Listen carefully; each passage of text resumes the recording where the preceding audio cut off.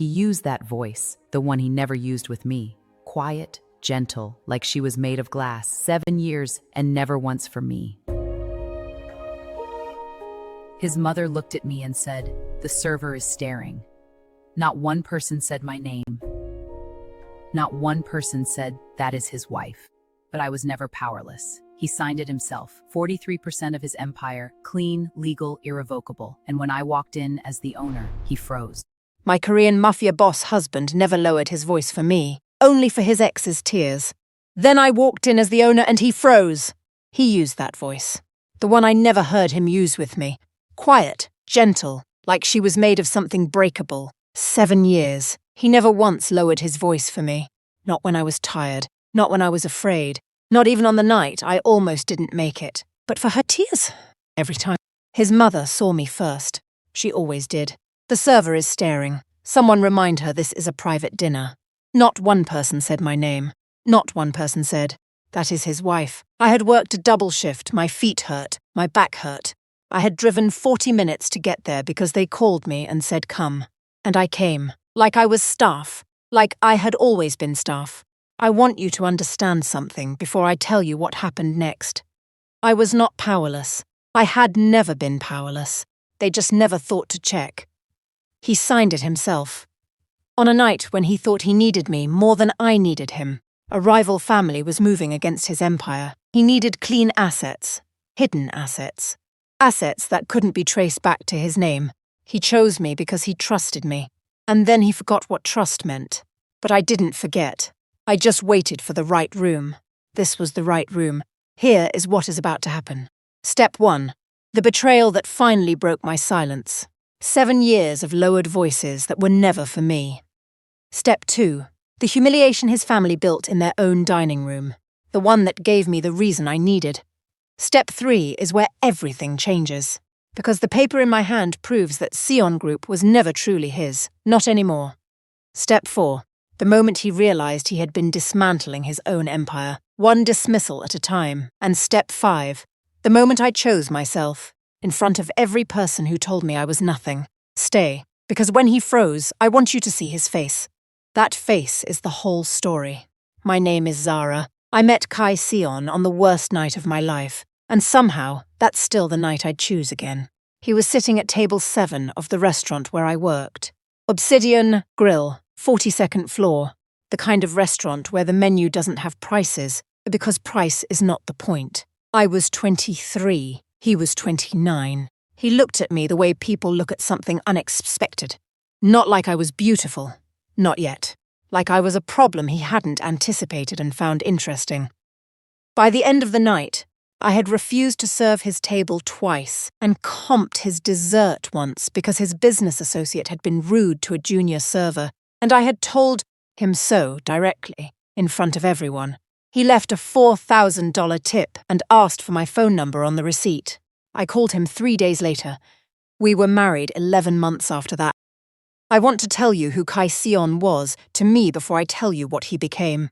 He was the man who drove 40 minutes in the rain to bring me soup when I was sick, because I mentioned it once in a text.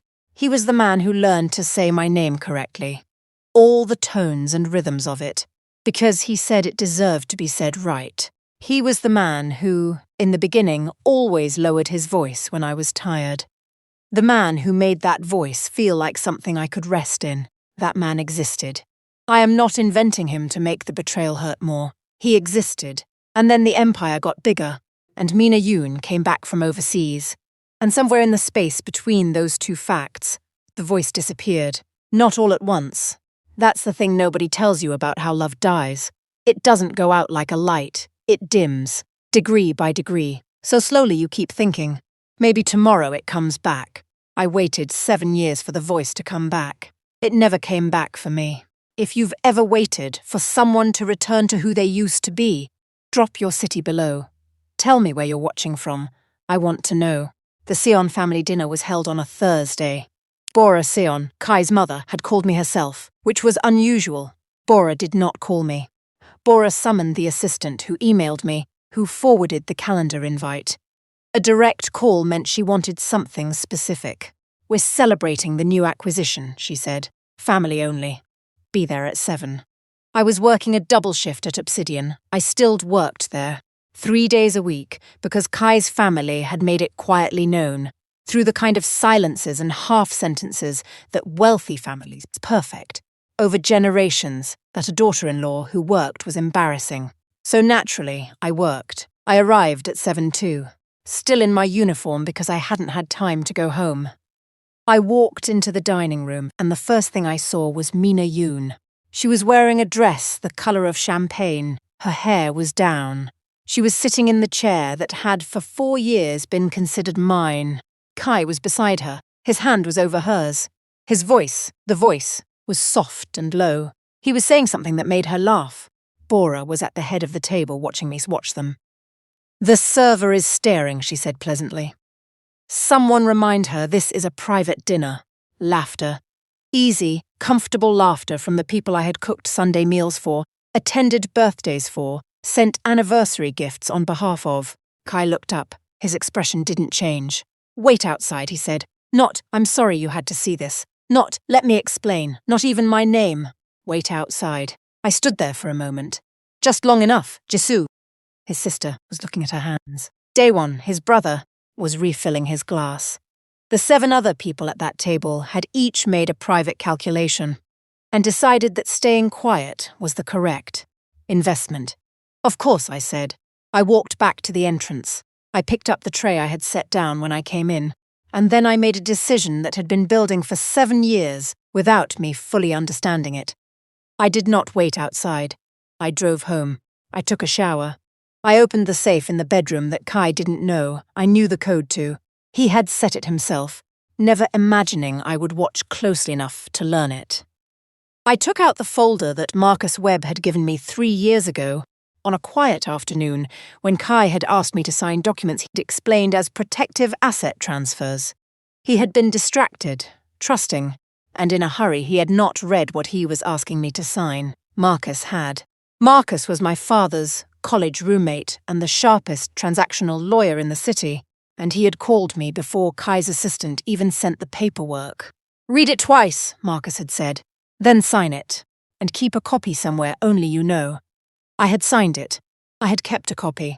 I sat on the bed and read through it again, slowly, for the first time in 3 years. Sion Group Holdings Asset Transfer Agreement. 43% of Kai's primary empire assets transferred to my name.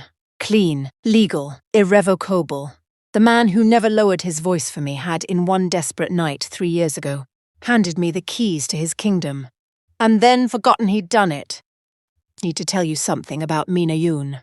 She came back from Paris 18 months ago, carrying a French degree in luxury brand management and 7 years of being the woman Kai's family had always preferred for him. Bora had introduced them at 19. They had dated for 2 years before Kai went abroad and Mina went in a different direction. When Kai came back and built the empire, Mina stayed away long enough for him to marry me. And then, when the empire was large enough to be interesting, she came back. I don't hate Mina. I want to be precise about this. I don't hate her. What I hate is the system. The one that said a woman with a French degree and a family name was worth a lowered voice, and a black woman who worked double shifts to help fund his first restaurant acquisition, while he was still building his empire, was worth wait outside. Here is what Mina Yoon did not know. I had been working, not just at Obsidian. I had been studying for 3 years. Business law, asset management, contract structures. The same night classes I had taken quietly, while managing his household and showing up to every family event, with a smile that cost me more than anyone in that room understood. And I had Marcus, who had kept our asset transfer documented, witnessed, and airtight for 3 years, waiting. I called him that night, sitting on the bed in my uniform. "It's time," I said. "I've been ready for 18 months, he said. I did not know that Marcus had also been watching, not just the paperwork, the whole situation.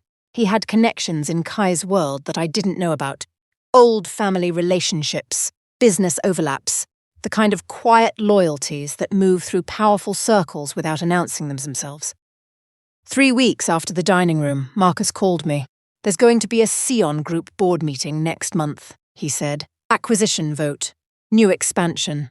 The kind of meeting where asset percentages matter. How much does 43% matter at a meeting like that? I asked. A pause. Blocking share, he said. Without your vote, the expansion doesn't pass. I held the phone. Outside the window, the city moved the way cities move. Indifferent, enormous, continuous. Set up the meeting, I said. I went back. Not to the house. To Obsidian. I had a shift on Friday. I worked it. I set tables. I ran food. I comped a dessert for a couple celebrating their anniversary. And I smiled the entire time, because that is what the job is, and I have always respected the job. Bora arrived with Mina and Jisoo at 8 o'clock. They asked for my section. I want you to sit with that for a moment. They knew I worked there. They chose my section. Bring us the tasting menu, Bora said, not looking at me, and make sure the wine is cold. The last time someone from this section served us, the wine was room temperature. Of course, I said. Jisoo was looking at her phone. I saw the announcement about the Sion Group expansion, she said, mostly to Mina. Daewon says it's basically confirmed. Mina smiled. Kai worked so hard for this one. I brought their wine. I poured it correctly. I answered every question. I did not spill a single drop. As I was walking away from the third course, I heard Bora's voice, carrying the way she always let it carry when she wanted to be overheard. She really doesn't know when she's lost, does she? Showing up to work in his restaurant, serving at his table. Some women just don't have the dignity to leave quietly. Laughter light. Performative. I stopped walking. I turned around. Mrs. Sion, I said, the restaurant you're dining in tonight. I'd recommend enjoying it while you can. The ownership structure is about to become considerably more complicated. Bora's expression didn't change. Is that a threat from my son's server?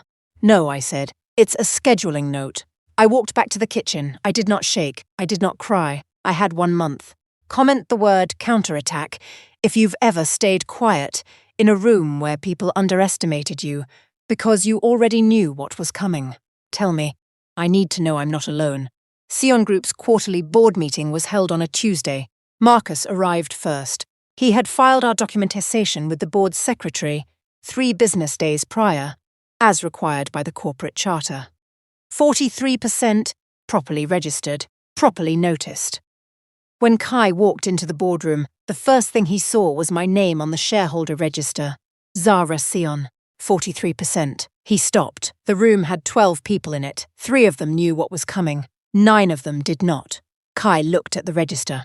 Then he looked at the door. I walked in. I was wearing a charcoal suit. My hair was up. I had a legal pad, a pen, and the asset transfer document in a leather portfolio that Marcus had given me 3 years ago, saying, "Keep this, somewhere safe." Kai's expression.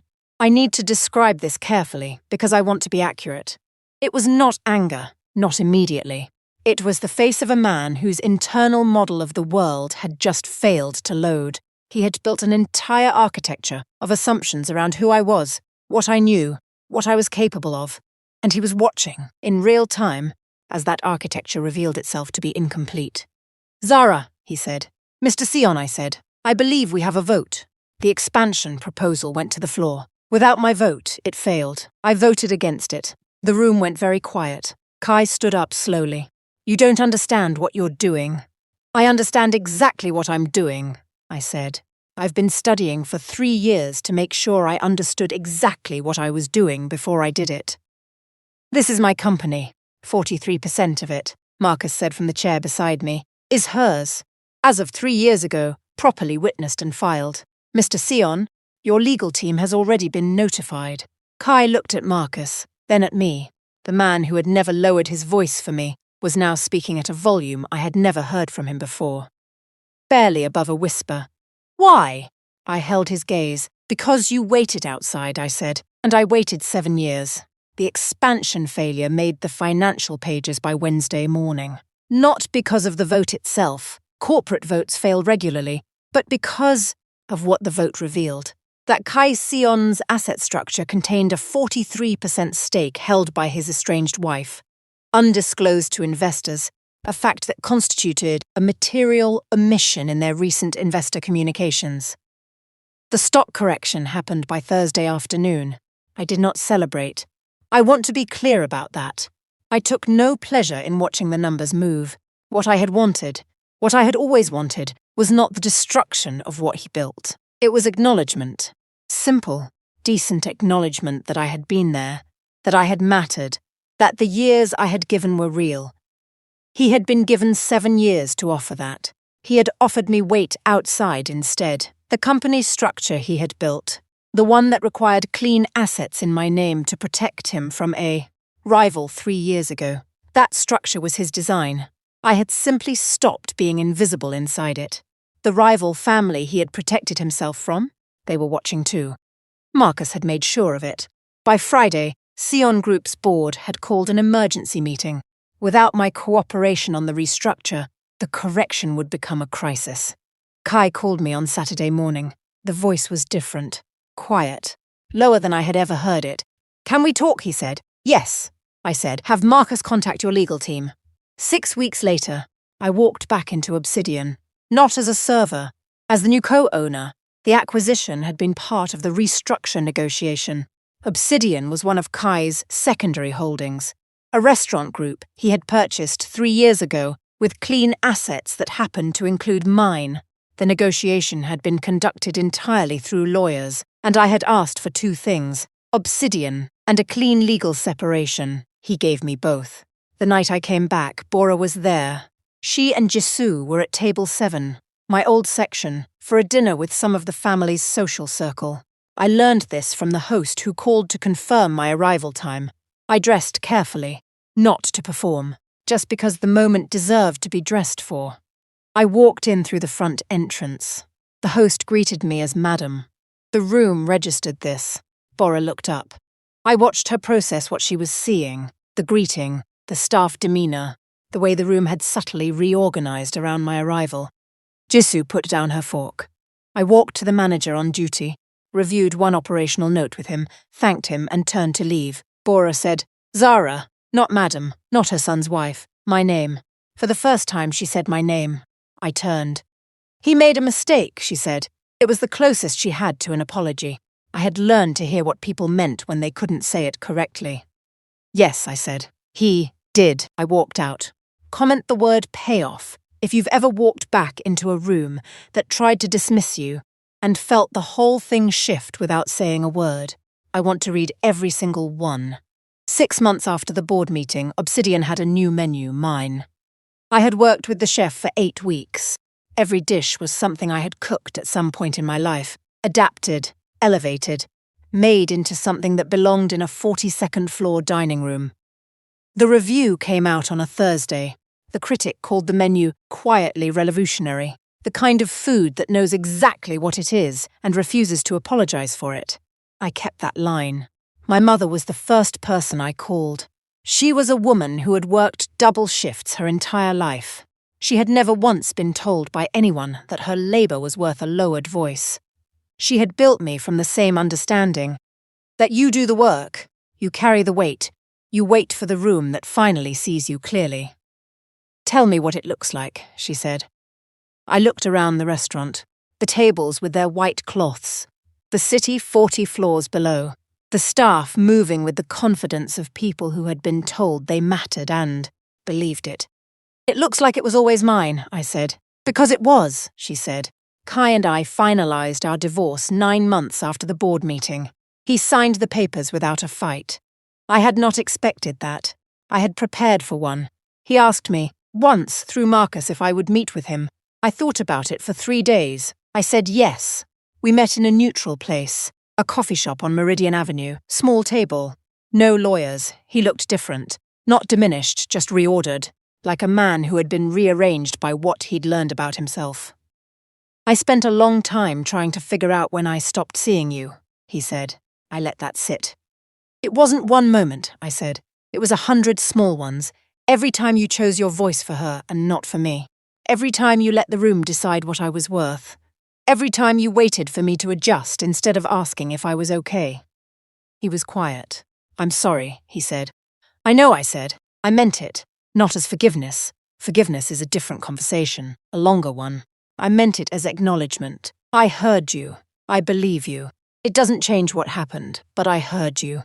I left the coffee shop with my coat on and my keys in my hand, and the city spread out around me, enormous and indifferent and full of rooms I hadn't walked into yet.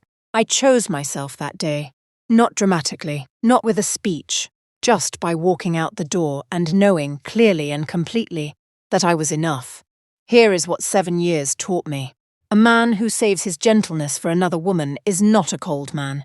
He is a man who made a choice, and every day he makes that choice, you are watching him tell you who you are to him. The mistake I made was believing that love meant I had to keep accepting the answer. It doesn't. You are allowed to require that your name be said with gentleness. You are allowed to require that your presence lower the volume of a room. Not raise it.